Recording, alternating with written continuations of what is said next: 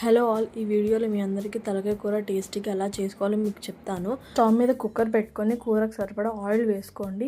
And సన్నగా chop చేసుకున్న onions, ఒక టమాటో కట్ చేసుకొని ఫస్ట్ ఆనియన్స్ వేసి కొంచెం వేగిన తర్వాత టొమాటో కూడా వేసి రెండు వేగిన తర్వాత నీట్గా వాష్ చేసి పెట్టుకున్న తలకాయ కూరని కుక్కర్లో వేసి తలకాయతో పాటు ఉప్పు, కారం, పసుపు, అల్లం వెల్లుల్లి పేస్ట్ వేసి బాగా మిక్స్ చేసుకోండి. మిక్స్ చేసుకున్న తర్వాత కుక్కర్ మూత పెట్టేసి ఒక 10 మినిట్స్ ఆగిన తర్వాత దాంట్లో ఉన్న వాటర్ అంతా బయటకు వస్తుంది. అప్పుడు గరం మసాలా అండ్ కొన్ని వాటర్ యాడ్ చేసుకోండి. మనకి ఎంత క్వాంటిటీ ఆఫ్ గ్రేవీ కావాలో అంత వాటర్ యాడ్ చేసుకున్న తర్వాత టేస్ట్ చేయండి.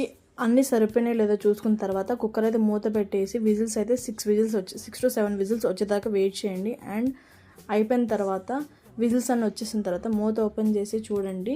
టేస్ట్ అయితే సూపర్గా ఉంటుంది. ఒకసారి ఇలా ట్రై చేసి కామెంట్ బాక్స్లో నాకు పిన్ చేయండి ఎలా ఉందో. ఇలాంటి వీడియోస్ కోసం నా ఛానల్ని సబ్స్క్రైబ్ చేసుకోండి.